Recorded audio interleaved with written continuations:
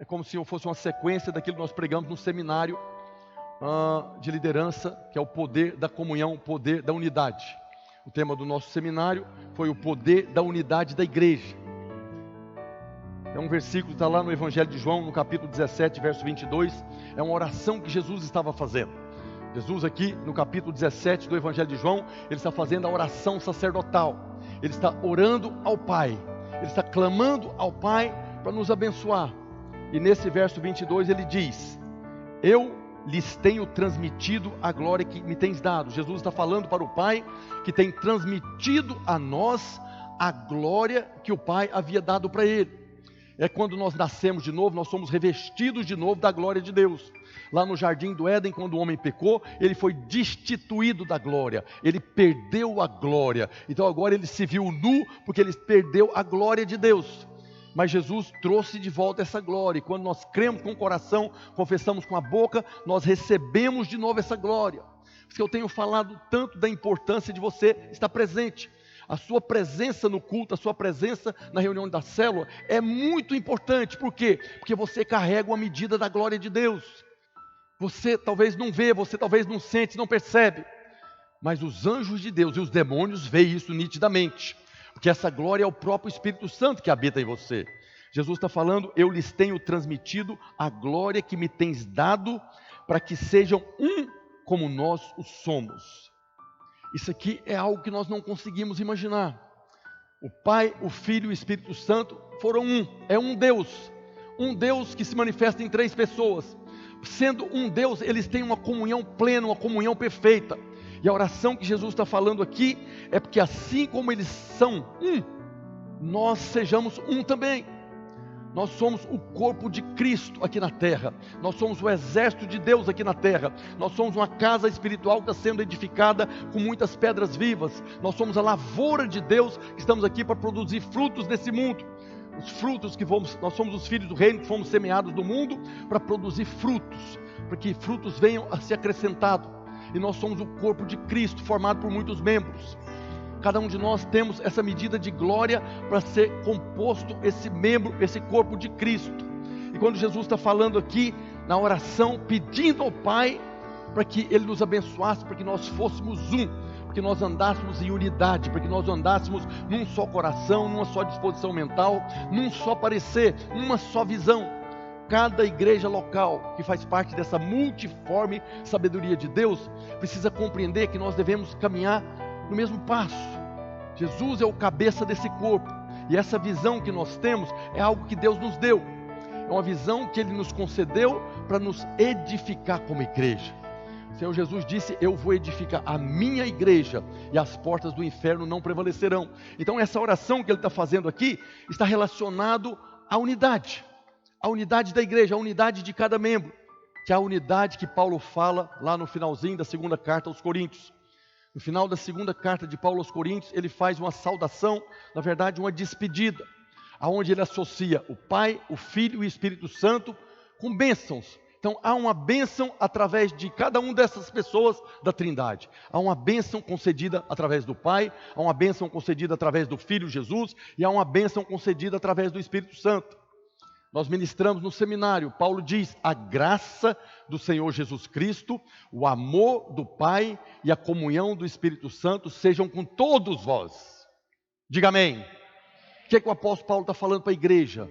Que a graça do Senhor Jesus Cristo sejam com todos vós. Que o amor do Pai sejam com todos vós. Que a comunhão do Espírito Santo sejam com todos vós. Nós temos ministrado muito a respeito da graça do Senhor Jesus Cristo. A graça do Senhor é o fato dele ter morrido lá na cruz. Então, nós somos salvos pela graça mediante a fé. Mas aqui Paulo não está falando para as pessoas do mundo. Paulo está falando para a igreja. Então, a graça do Senhor Jesus Cristo, que Paulo está abençoando agora os irmãos da igreja, não é relacionado à salvação, não é relacionado à condenação do inferno. Está relacionado à nossa vida do dia a dia. A mesma graça que foi concedida para sermos salvos, pela graça mediante a fé, nos é concedida pelo Senhor Jesus Cristo, para nós vivermos uma vida abençoada e frutífera. Quando Ele está nos abençoando, no nome de Jesus, com essa graça, é porque a gente tem que ter revelação dessa graça, para não vivermos mais debaixo de medo.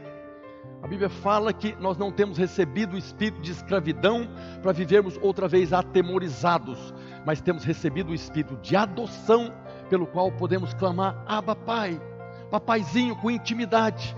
Então, se tem algumas circunstâncias na nossa vida, pandemia, problema na casa, problema financeiro, não precisamos ficar com medo. Nós podemos orar ao nosso Pai. Isso tudo está relacionado com a graça do Senhor Jesus. Mas Ele também abençoou os irmãos da igreja com o amor de Deus, o Pai. Nós fomos salvos porque Deus nos amou de tal maneira.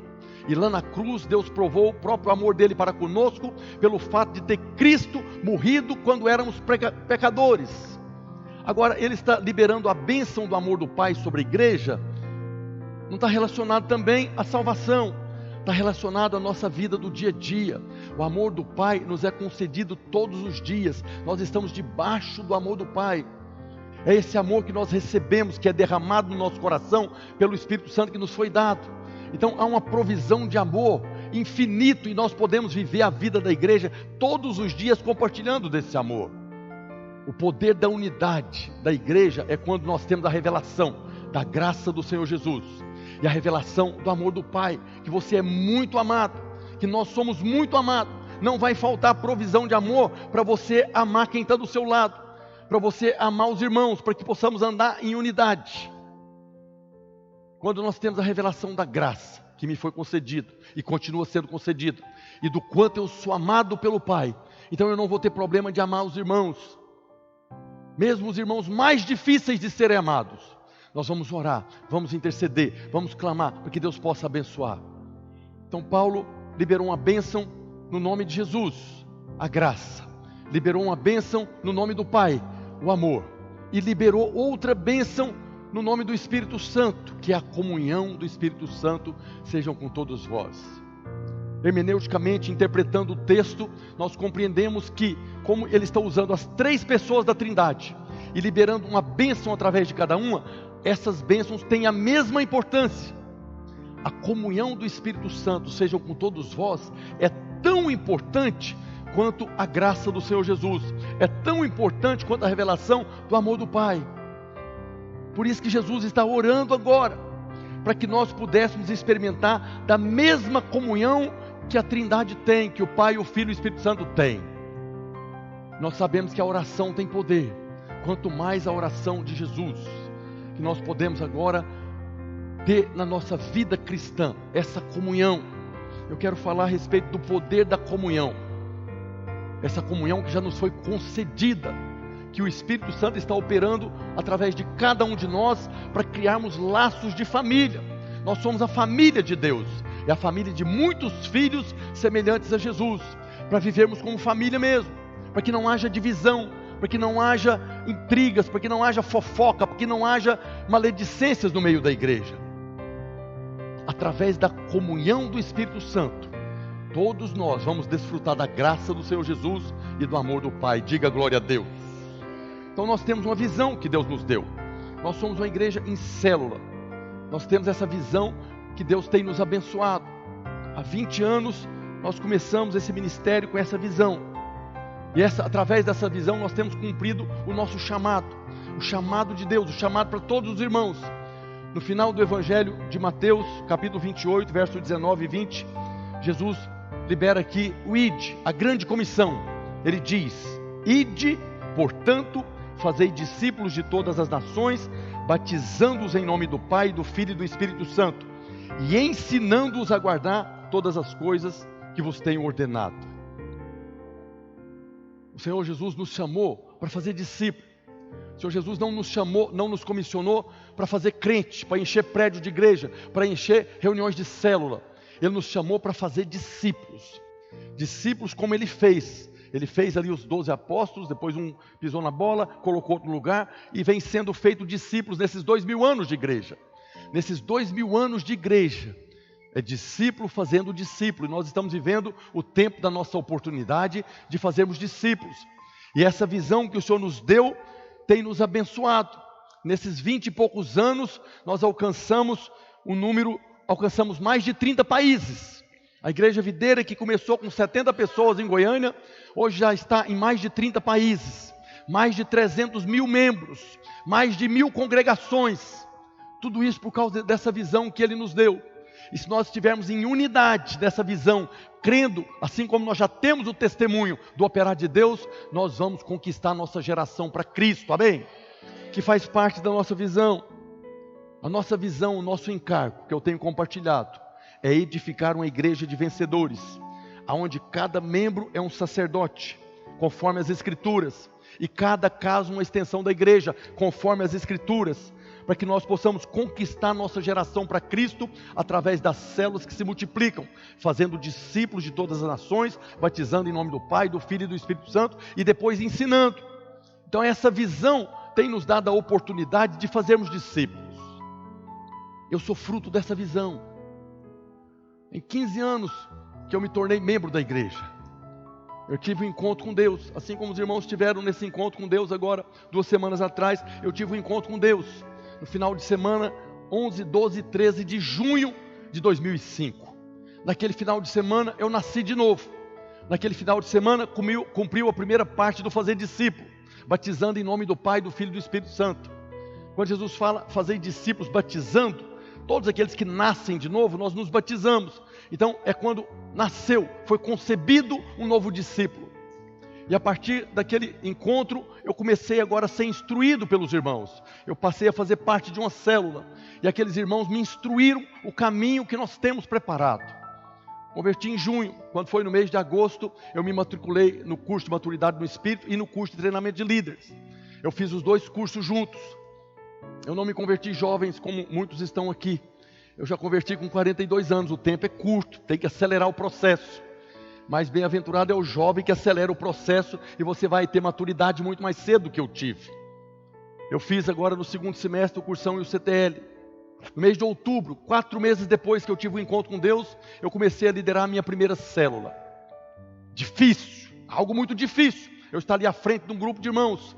Eu que não conversava nem em reunião de família, agora eu estava ali para compartilhar coisas do céu com um grupo de pessoas que estavam ali. Mês de outubro eu comecei a liderar a minha própria célula. No mês de fevereiro do ano seguinte, 7 meses depois, eu me matriculei no seminário pastoral. Comecei a fazer, não sabia nada de Bíblia, nada de nada. Eu já cheguei ali e comecei a estudar mais profundidade na palavra de Deus. Quando foi no mês de agosto de 2006, um ano depois, a minha célula multiplicou em 3. Eu já tinha 3 discípulos, mas eu tinha aberto outra célula, então eu fui levantado discipulador com 4 células. Eu estou falando isso aqui para você testemunhando o poder que tem essa visão. Eu que nunca pensei em entrar numa igreja evangélica, nunca pensei em ter comunhão com esses crentes enjoados que pensam que Deus é surdo, tem que ficar gritando para ele escutar. Era o que eu pensava dos crentes. Eu me tornei um discipulador. Em 2010, nós tivemos a confirmação do chamado pastoral, fui levantado obreiro lá em Goiânia. 5 anos depois, não tinha rede, mas em 2011 eu assumi uma rede e comecei a pastorear agora 300 irmãos. Aquele cidadão que era um pinguço, que se não tivesse sido alcançado por Deus, talvez já tivesse morrido de cirrose. Agora em 2011 eu estava pastoreando um grupo de pessoas. Tudo isso por causa dessa visão. Em 2012 eu fui ordenado ao Ministério da Palavra, me tornei pastor mesmo. E pastoreei em Goiânia até junho de 2018, quando eu fui enviado aqui para Manaus. Quando nós viemos para Manaus, para pastorear uma igreja, supervisor do estado do Amazonas. Que dia que eu poderia pensar num negócio desse? Talvez você pense, que dia que isso possa acontecer comigo? Acontece com todos aqueles que pegam esse trilho. Então essa visão é algo que tem concedido para nós a possibilidade de fazermos discípulos de todas as nações. Eu continuo no Brasil, mas eu estou mais de 3.000 quilômetros de distância da minha terra lá. Se eu tivesse ido para a Argentina era mais perto, se eu tivesse ido para o Uruguai era mais perto. Eu estou numa outra nação, o Amazonas, aqui em Manaus, pregando para um grupo de pessoas apaixonados por Jesus. Alguém que está aqui com o coração para receber palavra de Deus. Eu falo isso porque isso é muita glória, não tem mérito nenhum, não é porque eu matriculei, não é nada disso, é tudo graça do Senhor Jesus e o amor do Pai manifestado na minha vida, que está liberado sobre todos os irmãos, para que você possa ser um instrumento nas mãos de Deus, para ganhar a nossa geração para Cristo. Há muitos irmãos que estão lá fora, que não conhece o nosso Pai. Há muitos filhos pródigos lá fora querendo comer comida de porco, porque não tem outra coisa para comer, porque não sabe que a mesa aqui está pronta, está farta. Hoje é dia de ceia, dia de nós celebrarmos a mesa do Senhor, que é o sinal da nova aliança da qual nós fazemos parte. Então nós temos algo poderoso demais, nós temos algo precioso demais. Nós precisamos crescer na revelação disso, que nós temos algo que o mundo anseia. O mundo está desesperado por causa de paz, e nós temos a paz de Cristo, que excede todo o entendimento.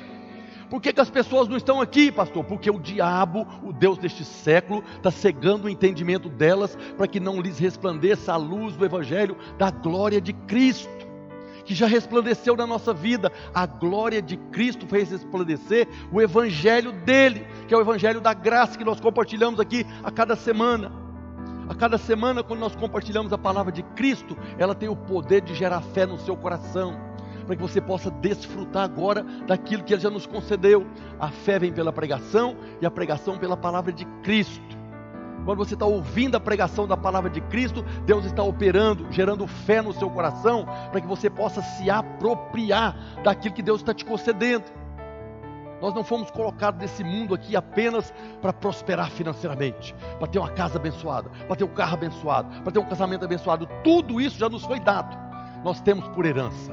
Mas há um propósito maior, de nós sermos aqueles que estarão reinando aqui na terra. A terra ainda é o único lugar do universo onde a autoridade de Deus é questionada, porque o diabo ainda está aí operando. Esse mundo ainda jaz no maligno, mas desde o dia que Jesus colocou o pé aqui na terra, Ele falou: é chegado o reino de Deus. A nossa principal missão é fazer discípulo, batizando em nome do Pai, do Filho e do Espírito Santo, e depois ensinando. Então, quando eu tive um encontro com Deus, tinha irmãos ali que me receberam na igreja, irmãos amáveis que receberam e mostraram esse caminho. Eu encontrei um ambiente de comunhão, eu encontrei um ambiente na igreja, quando eu cheguei ali sem conhecer nada, um ambiente de amor, de pessoas que se importavam comigo. Eu passei a me sentir importante no meio daqueles irmãos. Eu era uma criança no espírito, mas aqueles irmãos me tratavam tão bem que eu me sentia importante. Por quê? Porque eles se importavam comigo. Nós precisamos de criar esse ambiente. Por isso nós somos uma igreja em célula, para que você, nesse grupo pequeno de pessoas, possa compartilhar dessa vida de Deus, e possa ter esse ambiente de amor, de alegria, esse prazer de estar junto, porque quando as pessoas do mundo chegarem aqui, ter um encontro com Deus, eles vão perceber: é isso que eu estou procurando, é isso que está faltando na minha vida. É um grupo de pessoas que se importam comigo. Essa foi a impressão que eu tive quando eu converti. Eu achei um grupo de pessoas que estavam dispostos a me ouvir. No mundo ninguém quer ouvir ninguém, ninguém tem paciência para ouvir ninguém, todo mundo quer falar, ninguém quer ouvir. Nós precisamos ter ouvidos para ouvir, para que as pessoas tenham onde falar. Nós somos chamados para sermos ouvidos aqui na terra.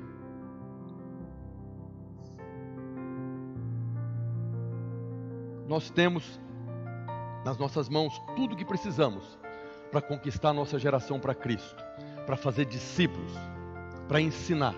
Nós temos todas as ferramentas. O que nós precisamos hoje é de encargo. É a primeira palavra da nossa visão, o nosso encargo. Quando eu tenho encargo pelos pecadores, como eu já falei aqui vários domingos, Manaus é uma cidade muito abençoada. Entre as capitais do país, é a segunda em percentagem de pessoas convertidas, de crentes. Se não me engano, 34% da população de Manaus é convertida, conhece o Senhor. Estão aí nas milhares de igrejas. Mas Manaus tem 2.600.000 habitantes.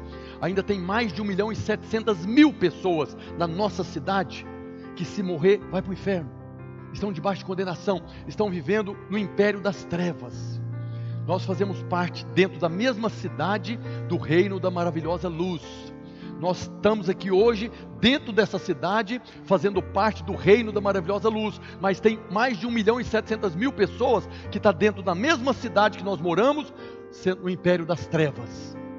E eles estão lá por quê? Porque precisa que alguém fale para eles. Jesus já trouxe o reino de Deus.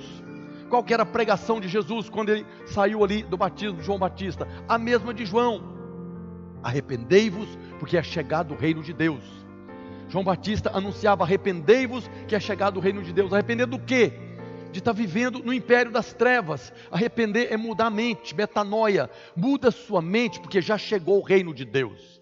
Jesus é o reino de Deus. Jesus é o rei desse reino. E Ele fez de nós reis. Ele é o rei dos reis. Nós estamos aqui para governar nessa cidade, nesse mundo, contra o império das trevas.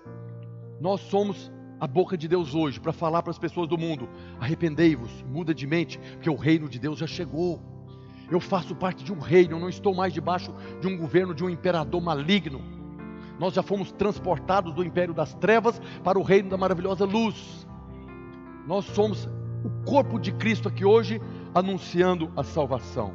Esse é o nosso chamado, fazer discípulo.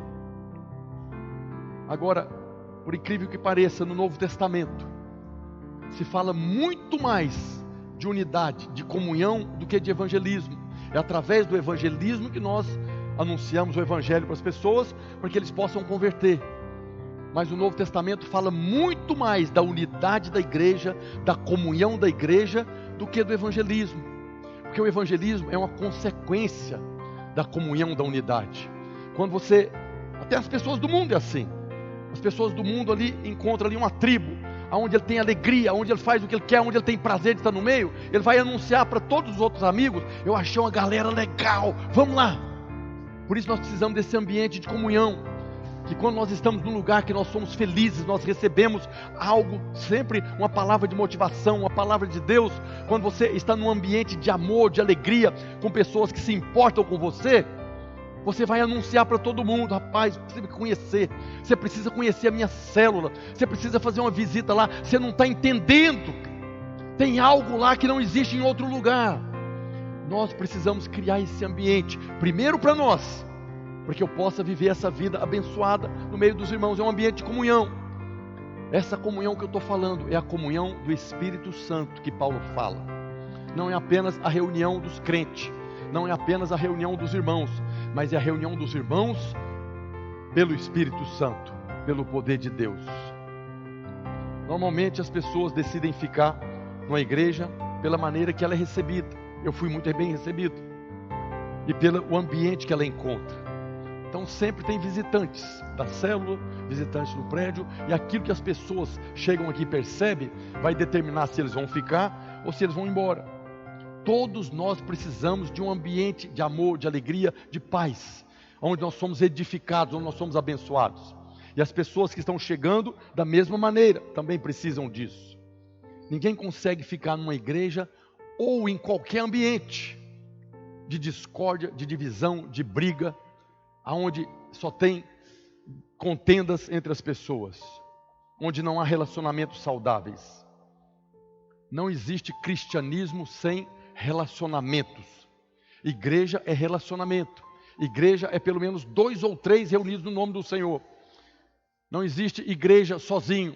Não, eu estou sozinho agora, eu não preciso congregar para ser igreja. Lá em casa estou junto com o Pai, o Filho e o Espírito Santo. Eu sou igreja sozinho lá em casa. Não é. A igreja é a comunhão dos santos, daqueles que compartilham da graça do Senhor Jesus, compartilham do amor de Deus o Pai e compartilham da comunhão do Espírito Santo. Nós estamos debaixo da graça do Senhor Jesus para concedermos graças uns aos outros. Nós estamos debaixo do amor do Pai para amarmos uns aos outros, para abençoarmos uns aos outros, para dar suporte uns aos outros. A igreja é relacionamentos. E naquele primeiro versículo que nós lemos, o Senhor Jesus diz que nos deu a sua glória, restaurou a glória de Deus em nós, para que nos tornássemos um. Esse um no Espírito Santo. Ele diz lá no Evangelho de João 17, 22, eu lhes tenho transmitido a glória que me tens dado, para que eles sejam um como nós somos. Então isso aqui é uma oração que nos capacita a vivermos essa vida que eu estou falando aqui. Por isso nós fizemos um seminário, para que nós possamos ter fé e caminharmos nessa direção, de ter essa perfeita comunhão. Há uma estatística em relação às pessoas que se convertem.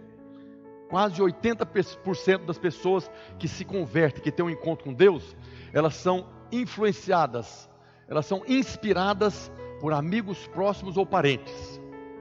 Uma pequena parcela das pessoas se convertem, talvez por evangelismo de rua. Nós temos feito, de casa em casa.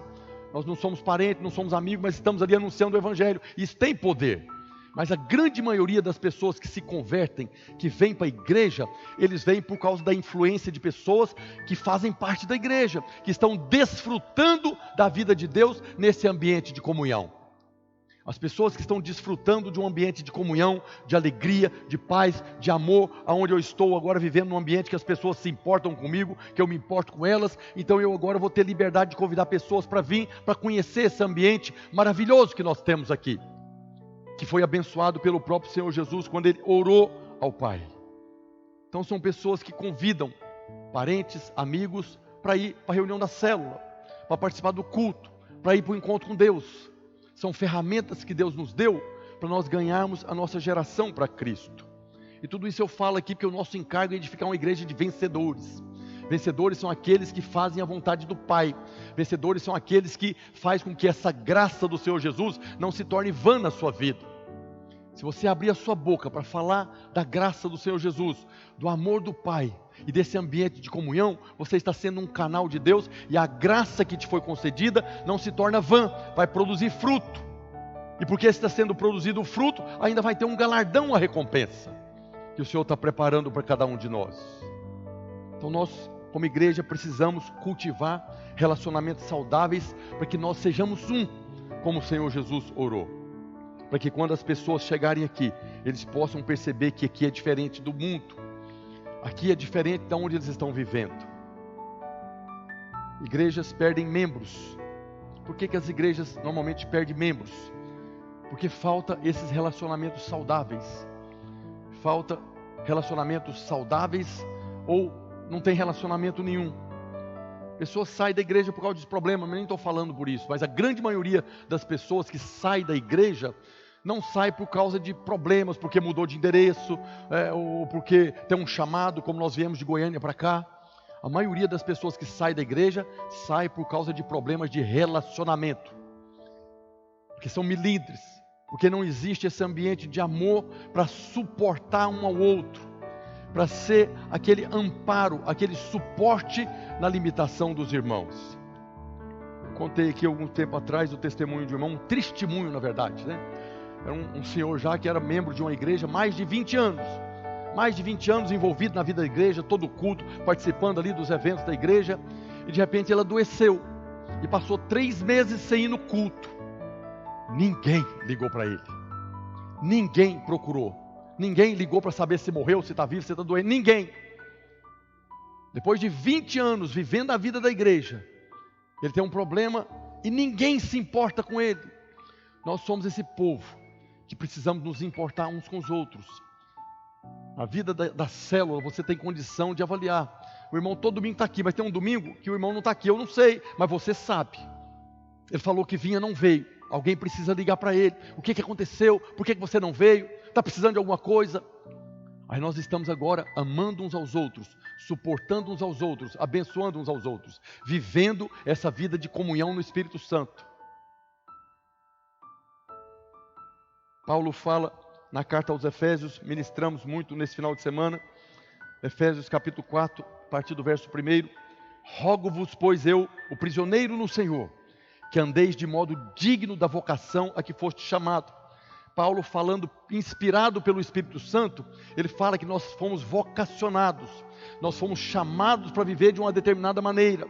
Digno da vocação a que foste chamado, com toda a humildade, mansidão, longanimidade, paciência, suportando, dando suporte uns aos outros, em amor, esforçando-vos diligentemente por preservar a unidade do Espírito no vínculo da paz. É a unidade do Espírito Santo. Não é algo fácil, não acontece automaticamente. Essa comunhão que eu estou falando aqui é a comunhão mais resistida, porque essa é a vida da igreja. Jesus estabeleceu a sua igreja para nós vivermos esse padrão. Agora, aquilo que é mais resistido na vida da igreja é exatamente essa comunhão. Coisa mais difícil que tem às vezes na vida dos irmãos é caminhar com toda a humildade, mansidão e paciência. Tem irmãos até que tem paciência, mas tem irmão que a paciência dele é zero. Estoura fácil com os irmãos. espanta quem está chegando.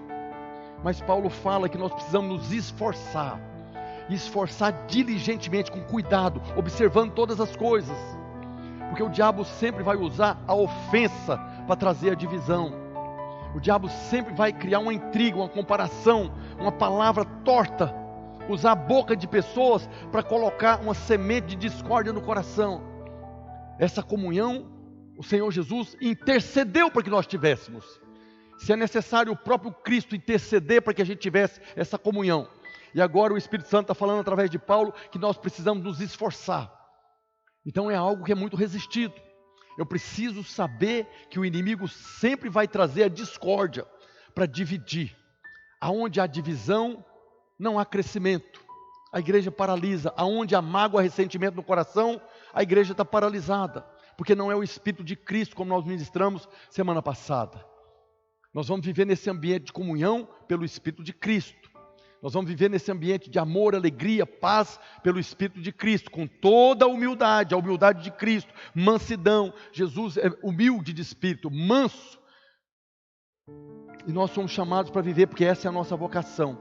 Mas nós precisamos nos esforçar, porque às vezes não é fácil ser humilde, às vezes não é fácil ter paciência, mas eu preciso me esforçar, para que possamos alcançar a unidade do Espírito no vínculo da paz. Porque há poder da comunhão. É na comunhão que nós desfrutamos da graça do Senhor Jesus e do amor do Pai. Nós precisamos da koinonia. A koinonia é essa comunhão do Espírito Santo, onde nós estamos tendo um relacionamento para um propósito. Compartilhamos do mesmo propósito. A Bíblia fala desse poder da comunhão na vida da igreja. O Senhor Jesus nos transmitiu a sua glória para vivermos em comunhão. E o Salmo 133, que também nós compartilhamos no seminário, eu quero falar a respeito dele. O Salmo 133 fala a respeito dessa unidade. Diz a palavra de Deus, é o próprio Deus falando aqui. Como é bom e agradável viverem unidos os irmãos. Aqui o próprio Deus começa a falar da sua alegria. Deus está expressando a sua alegria. Como é bom vocês estarem unidos os irmãos. É como óleo precioso sobre a cabeça, o qual desce para a barba de Arão, e desce para a gola de suas vestes. É como o orvalho do Hermon, que desce sobre os montes de Sião. Ali ordena o Senhor a sua bênção e a vida para sempre.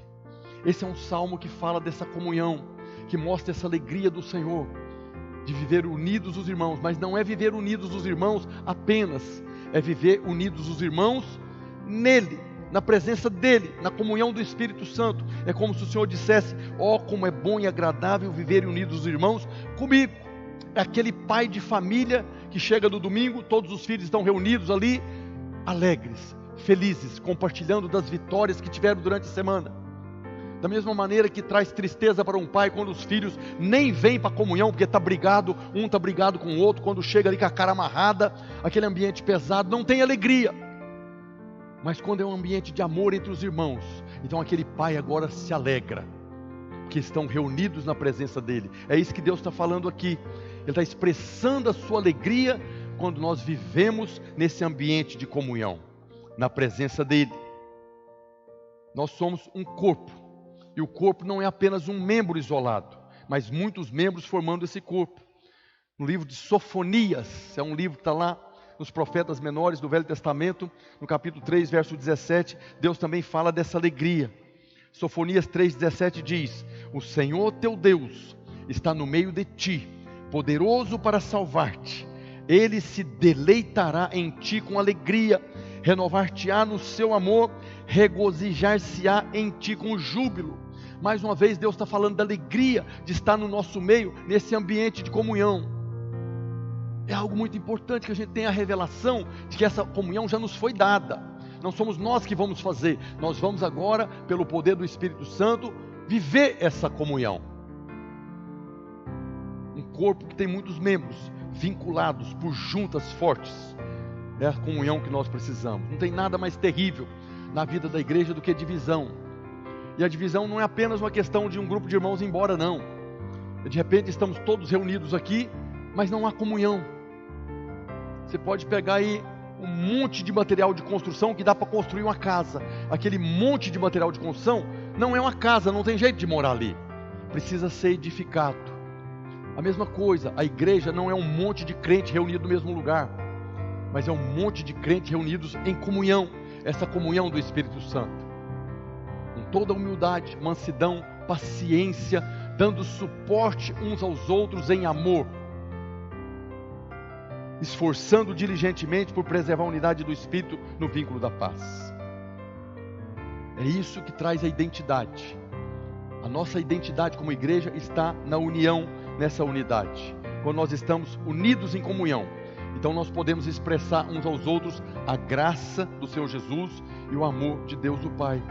A segunda coisa que o Salmo 133 diz é como óleo precioso sobre a cabeça, o qual desce para a barba de Arão, e desce para a gola de suas vestes. Esse óleo que está falando aqui é o Espírito Santo, é a unção do Espírito Santo, é o poder do Espírito Santo que vem escorrendo.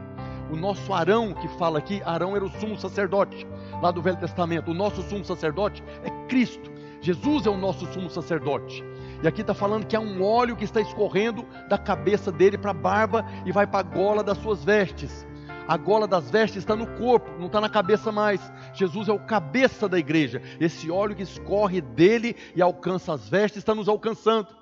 Nós fazemos parte do corpo para receber esse óleo. Então esse óleo que está escorrendo é a unção e o poder do Espírito Santo que alcança todos que estão em unidade. Todos os membros do corpo que estão vinculados por juntas e medulas ali, com ligamentos fortes, recebe essa unção, recebe esse óleo. Mas aquele membro que foi amputado, aquele membro que está desigrejado, aquele membro que não está na comunhão, não recebe esse óleo. As pessoas estão hoje fazendo discípulos, né? É interessante que quem está na igreja, nós estamos aqui para fazer discípulo. Mas aqueles que saem da igreja por qualquer motivo, estão vivendo lá fora hoje, independente, eles também estão fazendo discípulos. Talvez estão fazendo mais discípulo hoje do que fazia na igreja. Porque quem está vivendo a vida desigrejada, está pregando aí. Não precisa de igreja para congregar. Você pode ser um membro amputado que vai receber a vida do mesmo jeito. Nós temos comunhão com o Pai, com o Filho e com o Espírito Santo e mais ninguém. Estão vivendo como um membro amputado, achando que estão recebendo a vida de Deus. Esse óleo escorre da cabeça para a barba e para o corpo. Quem faz parte do corpo, quem está vinculado nesse ambiente de comunhão, recebe essa vida, recebe essa unção, recebe o poder do Espírito Santo. Quem está fora da comunhão não recebe. Mas o diabo enche a cabeça deles, para que eles estejam lá agora como se fizesse parte do corpo. São salvos, são filhos. Mas lembra do filho pródigo? Que deixou a casa do pai, deixou a comunhão da casa do pai e foi para o mundo. Isso parece com quem hoje? Com aqueles que deixaram a casa do pai, deixaram a família de Deus e foi para o mundo viver sozinho agora. Estão vivendo lá regaladamente. Cada dia mais o diabo está laçando. Cada dia mais o diabo está laçando. Cada dia mais o diabo está passando um fio neles ali. Até chegar um dia que estão completamente amarrados. Não conseguem voltar. Quando nós estamos unidos em comunhão, como parte do corpo, nós recebemos esse óleo que escorre da cabeça do Senhor.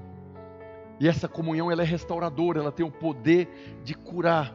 Lá no próximo versículo diz, é como o orvalho do Hermon, que desce sobre o monte de Sião. Sião aponta para a igreja. Sinai aponta para o Velho Testamento, para Moisés. Sião aponta para Cristo. Então aqui é como o orvalho do Hermon que desce sobre o monte de Sião, sobre a igreja. O orvalho é o símbolo da presença de Deus. Nós vemos lá no livro de Oséias, capítulo 14, verso 5. Deus falando, serei para Israel como orvalho. Ele florescerá como lírio e lançará suas raízes como o cedro do Líbano. O Senhor mesmo é esse orvalho. O Salmo 23 fala que o Senhor vai refrigerar nossa alma. Refrigera a minha alma. Esse refrigério vem pela presença de Deus. É como esse orvalho que vem com refrescância. A presença de Deus, a graça de Deus é esse orvalho na nossa vida. E é na comunhão dos irmãos que nós experimentamos desse orvalho, que está descendo agora sobre o Monte Sião, sobre a igreja. A igreja somos nós, você é a igreja. Hoje você está aqui Você não veio para a igreja, você é a igreja. Você trouxe a porção da igreja que Deus colocou em você. Você veio fazer parte do corpo. E quando nós estamos reunidos aqui, nós temos a glória do corpo de Cristo reunido. Então nós somos a igreja. Se nós estamos vinculados na igreja, nós recebemos esse refrigério. No final do versículo 3 do Salmo 133 diz: ali ordena, fala, ordena. Ali ordena o Senhor a sua bênção e a vida para sempre. O Senhor já ordenou a sua bênção sobre nós. Nós estamos clamando por muitas coisas e devemos orar e devemos jejuar, porque a bênção de Deus já foi liberada. O Senhor já deu ordem aos anjos para liberar, para trazer a bênção para nós. Quando nós estamos vivendo nesse ambiente de comunhão, desfrutando da comunhão do Espírito Santo, da graça do Senhor Jesus, do amor de Deus o Pai, nós estamos na posição para receber a bênção que Ele já ordenou. Não vai ordenar. A graça dele já nos alcançou, o amor já foi manifesto, então ele já deu a ordem para que nós pudéssemos receber essa bênção, que é a vida de Deus. Aqui quando fala que ele já ordenou a sua bênção e a vida para sempre, é o Zoe, é a vida com que o próprio Deus vive. Zoe é a vida eterna, mas não é apenas a vida que não tem fim, é a vida que o próprio Deus vive. Lembra da oração de Jesus? Para que eles sejam um como nós somos. Quando Jesus fez essa oração, o Pai ordenou a bênção. Jesus é o justo, e ele orou ao Pai, e por causa da oração de Jesus, o Pai ordenou a comunhão do Espírito Santo. Agora tem uma posição para nós recebermos essa bênção que já foi ordenada. É a posição da comunhão, é a posição de estarmos vinculados no corpo, de fazermos parte desse exército, de sermos pedras vivas nesse edifício que está sendo construído, casa espiritual para Deus, dessa lavoura de Deus que está produzindo frutos. É como o perdão. Você vê lá no final da oração do Pai Nosso, na oração do Pai Nosso, Jesus fala: perdoa as nossas dívidas como temos perdoado os nossos devedores. Então aqui ele faz uma menção a respeito de perdão. Me perdoa do jeito que eu estou perdoando. Aquelas pessoas que não perdoam ninguém, não estão recebendo o perdão. Aí lá no final ele explica: porque se perdoardes aos homens as suas ofensas, também o meu Pai que está no céu perdoará as suas. Agora, se você não perdoar aos homens as suas ofensas, tampouco meu Pai não perdoará.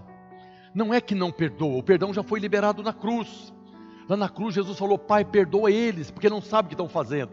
Não era apenas os assassinos de Jesus, é cada um de nós. Aquela oração, Pai, perdoa porque eles não sabem, foi para nós. O sangue de Jesus veio para perdoar todos os pecados de todos os homens, de todas as épocas. Criar até a doutrina do universalismo, não, porque Deus amou o mundo, porque todos os pecados foram perdoados, então todos os homens estão perdoados, mas não é assim. O perdão já foi liberado para todos, mas quem recebe o perdão? Primeiro aqueles que creem na obra da cruz, creem que Jesus é o Filho de Deus, que não tinha pecado e morreu no lugar dele. E segundo, tem que estar na posição para receber o perdão. Qual que é a posição que nós recebemos o perdão? É a posição de estarmos debaixo da justiça de Cristo. Nós fomos feitos justiça de Cristo. Deus executou a justiça em Cristo e ela nos foi imputada. Quando eu estou agora na posição da justiça de Cristo, o perdão chega até mim. Agora, quando eu decido julgar meu irmão e eu não perdoo meu irmão, eu saio da posição da justiça de Cristo e venho para a minha justiça. Eu não perdoo, eu não falhei com ele dessa maneira, eu não aceito ninguém falhar comigo. Então, porque eu sou justo o suficiente, eu não perdoo meu irmão. Agora eu estou usando a minha justiça, e no momento que eu não perdoo meu irmão, o perdão dele não me alcança, porque eu saí da posição. Com a mesma medida que nós medimos, vos medirão também. Então, se eu estou medindo o erro do meu irmão pela minha justiça, então eu vou ser julgado pela minha justiça. E aí eu estou lascado, porque todos nós falhamos. Agora, se eu julgo meu irmão pela justiça de Cristo, que eu recebi um perdão que eu não merecia, eu estava condenado, mas pelo sangue eu recebi o perdão, eu vou julgar meu irmão por essa medida? É por essa medida que eu vou ser julgado. A mesma coisa. É essa bênção que já foi ordenada. Há uma posição. Qual que é a posição dessa bênção que Deus já ordenou? É a posição da comunhão. É a posição de estarmos vinculados uns aos outros como família mesmo. Se eu estou vinculado na vida da igreja, na vida dos irmãos, na célula, no culto, compartilhando dessa vida, eu estou na posição para receber a bênção da resposta da oração de Jesus, que já foi ordenado sobre a minha vida. Um aspecto vital da bênção de Deus é que Ele libera a sua própria vida. E quando nós recebemos a própria vida dele, esse zoe, então a igreja vai crescer, porque há um ambiente de amor, de alegria, de paz, de bondade, de benignidade, o fruto do Espírito. As pessoas serão atraídas para essa vida. Aonde há unidade, ali o Senhor ordena a sua bênção e a vida para sempre. Nós precisamos sustentar essa unidade. Por que sustentar? Porque precisa de um esforço. Nós somos tentados a desconfiar do irmão, somos tentados a ficar com raiva do irmão, somos tentados a resistir ao pastor, somos tentados em muitas coisas. Por isso nós precisamos nos esforçar para vencer essa tentação da divisão. Em nenhum outro lugar na Bíblia se fala do crescimento tão grande da igreja quanto nos primeiros capítulos ali do livro de Atos.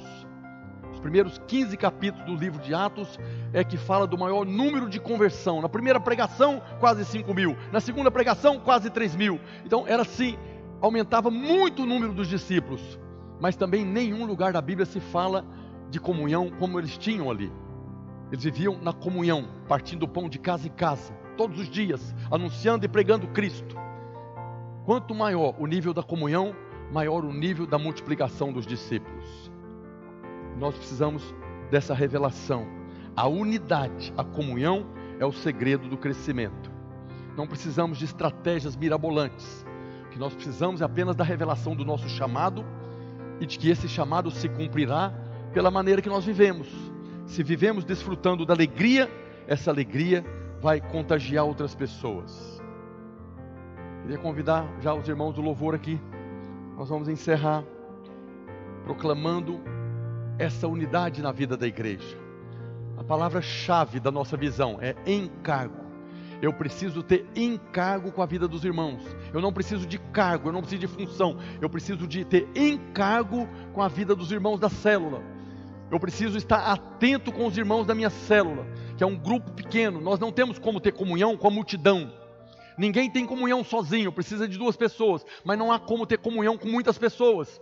Por isso, a célula é o lugar da vida de Deus. É o lugar onde a ordem de Deus já foi dada, a bênção e a vida para sempre. Ali é o lugar que você tem como relacionar com as pessoas, de saber se estão vindo, se não estão vindo, por que não estão vindo. É o lugar de orar, de interceder, de compartilhar da vida de Deus.